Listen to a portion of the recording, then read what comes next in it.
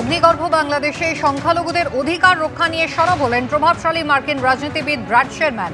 বাংলাদেশের অন্তর্বর্তী সরকারের হিন্দু সংখ্যালঘুদের রক্ষা করার সম্পূর্ণ দায়িত্ব রয়েছে বলে দাবি তাঁর।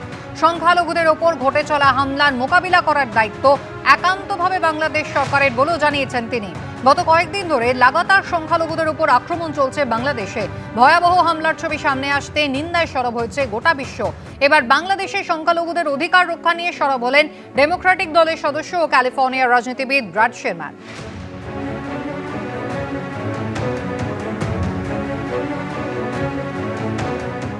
আগরতলা রেল স্টেশনে পুলিশের জালে এবার 4 বাংলাদেশি অনুপ্রবেশকারী। গোপন সূত্রে খবর পেয়ে স্টেশন চত্বরে যৌথ অভিযান চালায় আরপিএফ, জিআরপি, বিএসএফ, আর তাদের সঙ্গে ছিল ত্রিপুরা পুলিশের গোয়েন্দা বিভাগ। বাংলাদেশে যখন একেবারে অগ্নিগর্ভ পরিস্থিতি, তারই মধ্যেই আগরতলা রেল স্টেশনে পুলিশের জালে এই 4 বাংলাদেশি অনুপ্রবেশকারী। সরাসরি আপনাদের নিয়ে যাব, আমাদের প্রতিনিধি প্রসেনজিৎ সাহা রয়েছেন আমাদের সঙ্গে। প্রসেনজিৎ, বিস্তারিত জানতে চাইব।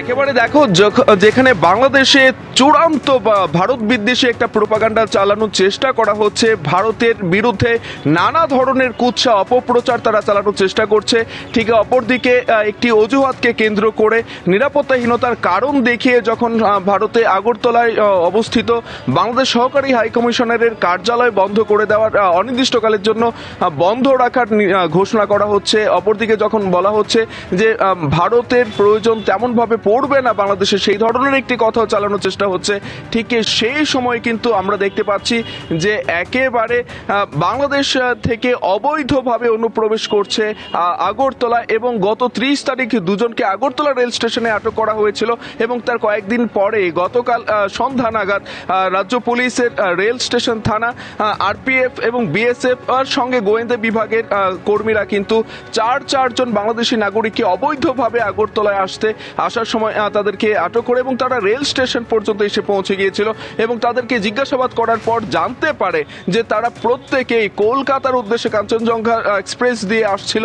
এবং এই ক্ষেত্রে কিন্তু আমি জানিয়ে রাখি, আগরতলা নয়, শুধু রাজ্যের বিভিন্ন রেল স্টেশনকে কেন্দ্র করে অবৈধভাবে অনুপ্রবেশকারীরা কিন্তু আসতে শুরু করেছেন। গত 2-3 মাসে একেবারে ন্যূনতম 50 ছাড়িয়ে গেছে সেই সংখ্যাটা, এবং কখনো চিকিৎসার জন্য, কখনো কাজের জন্য, এইভাবে কিন্তু আসতেই চলেছে আগরতলার এই সীমান্ত, যেটা বাংলাদেশ এবং ভারত সীমান্তে আগরতলা অবস্থিত। এবং জানিয়ে রাখি, ত্রিপুরার 3 দিকেই কিন্তু ঘিরে রয়েছে বাংলাদেশের সীমান্ত, এবং সেই জায়গায় দাঁড়িয়ে কিছুদিন আগে ত্রিপুরার যিনি সাংসদ, প্রাক্তন মুখ্যমন্ত্রী বিপ্লব কুমার দেব, তিনিও স্বরাষ্ট্র মন্ত্রকের কাছে একটি চিঠি দিয়ে জানিয়েছিলেন যে 26 কিলোমিটার এরিয়া এখনো পর্যন্ত কাঁটাতারের সীমান্ত এখনো বেড়া লাগানো হয়নি, সেই জায়গাটাও যেন খুব তৎপরতার সঙ্গে কাজ করে। এবং রাজ্যের মুখ্যমন্ত্রী কয়েকদিন আগে এবিপি আনন্দের সঙ্গে কথা বলতে গিয়ে প্রতিক্রিয়া জানিয়েছিলেন যে তিনি রাজ্য পুলিশের প্রধান এবং বিএসএফ এর প্রধানদের সঙ্গে আলোচনা করেছেন, কোনোভাবেই যেন বাংলাদেশ থেকে অবৈধভাবে কোনো নাগরিক অনুপ্রবেশ করতে না পারে, সেই দিকটা যেন সচেষ্ট থাকে। এবং তারপরেও কিন্তু একের পর এক অনুপ্রবেশ বন্ধ নেই এই রাজ্যে। প্রসেনজিৎ, ধন্যবাদ। আগরতলা রেল স্টেশনে এবার পুলিশের জালে ধরা পড়ল 4 জন বাংলাদেশি অনুপ্রবেশকারী, এবং ভৌগোলিকভাবে ত্রিপুরা অত্যন্ত গুরুত্বপূর্ণ, যেখানে ইতিমধ্যেই কিন্তু ত্রিপুরার পক্ষ থেকে জানিয়ে দেওয়া হয়েছিল যে কোনো বাংলাদেশিকে তারা কিন্তু হোটেলে আশ্রয় দেবেন না। আর ঠিক এইরকম অবস্থায় পড়শি রাজ্য, পড়শি দেশ বাংলাদেশ যখন একেবারে উত্তপ্ত হয়ে রয়েছে, সেই সময় অনুপ্রবেশকারী তারা গোপন সূত্রে খবর পেয়ে পুলিশ একেবারে টহল দিয়ে তাদেরকে কিন্তু ধরে ফেলে। আরপিএফ, জিআরপি, বিএসএফ এবং তাদের সঙ্গে ত্রিপুরা পুলিশের গোয়েন্দা বিভাগও কিন্তু ছিল, এবং 4 জন বাংলাদেশি অনুপ্রবেশকারী পুলিশের জালে। বিএসএফ এর প্রাক্তন ডিআইজি সমীর মিত্র আমাদের সঙ্গে রয়েছেন। সমীর বাবু, নিঃসন্দেহে পুলিশের বড় সাকসেস, কিন্তু কোথাও একটা অত্যন্ত চিন্তার জায়গা, আশঙ্কার জায়গা কি নতুন করে তৈরি হলো? ভৌগোলিকভাবে ত্রিপুরা অত্যন্ত গুরুত্বপূর্ণ একটা জায়গায় রয়েছে, ইতিমধ্যেই তারা কিন্তু জানিয়ে দিয়েছে কোনো বাংলাদেশিকে হোটেলে তারা আশ্রয় দেবে না। 4 জন বাংলাদেশি অনুপ্রবেশকারী কিন্তু পুলিশের জালে। এটা যদি আমরা যারা আমরা ত্রিপুরায় সম্বন্ধে একটুখানি আমাদের জ্ঞান আছে, সেটা সেই জায়গাটায় যে ত্রিপুরা আখাউড়া ছাড়া বাকি যে এরিয়াগুলো রয়েছে in the dense forest and all, ওখানে যে যতটা আমাদের সার্ভিলেন্স এবং যতটা আমাদের অ্যাগ্রেসিভ ফেন্সিংগুলো করা দরকার, সেগুলো আপাতত হচ্ছে, এখনো পর্যন্ত সম্পূর্ণ হয়নি।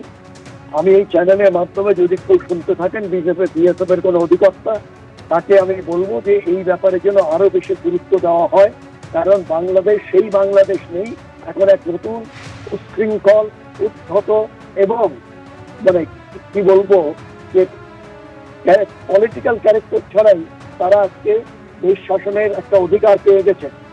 সুতরাং এইখানে কারণ you can always interact with the people who are educated. আজকে বাংলাদেশে আমরা কি দেখতে পাচ্ছি, যে ভদ্রলোক নোবেল প্রাইজ পেয়েছিলেন তিনি আজকে এসে যেভাবে ব্যবহার করছেন এবং অ্যাজ যে হিন্দুরা যারা ওখানে রয়েছেন তারা কেউ নন, তাদের জীবনের কোনো দাম নেই। এই যে ইয়েকে ধরে যে মংকে ধরে ফেলা হলো, তার জন্য একটা উকিল পর্যন্ত দিতে পারলেন না। সুতরাং এই যে অনুপ্রবেশ কিংবা অবৈধ প্রবেশ, এখন আমি অবৈধ প্রবেশ কথাটা আর বলবো না, এই জন্য বর্তমান পরিস্থিতিতে এটা অনুপ্রবেশ। এবং এই অনুপ্রবেশ সেটাকে যদি 100% এখানে ইয়ে করতে হয় তাহলে কয়েকটা জিনিস করতে হবে। এক, যে ভিলেজগুলো কাঁটাতারের আগে বাংলাদেশের থেকে রয়েছে, they must be immediately relocated well inside border fence. Number 2, যে আমাদের যে জায়গাগুলো এখনো পর্যন্ত ইলিউমিনেশন হয়নি, যে জায়গায় এখনো পর্যন্ত আমরা করে উঠতে পারিনি in the absence of regular power supply, যে জেনারেটর, যেটা আমরা পাঞ্জাব, রাজস্থান, জম্মুতে করেছি, কেন হবে না এই স্টেট? এই জায়গাটায় আমার মনে হয় যে আমরা অনেকটা পিছিয়ে রয়েছি। থার্ডলি, আমাদের যারা রয়েছেন তাদেরও কিন্তু আমি অনুরোধ করব যে আজকে যে পরিস্থিতির মধ্য দিয়ে যাচ্ছি, যে আগের আলোচনায় যেমন বলা হয়েছিল যে অটল বিহারী বাজপেয়ী তিনি ইউনাইটেড নেশনসে গেছিলেন এবং পুরো ব্যাপারটা জানিয়েছিলেন। আজকে আমরা এই ক্ষুদ্র পলিটিক্সের ওপরে উঠে, যেখানে আমার দেশ এবং রাজ্যে একটা বিরাট স্বার্থ জড়িয়ে আছে, সেইটাকে কেন আমরা যৌথভাবে এবং পুরো দেশ এক হয়ে কেন আমরা করব না?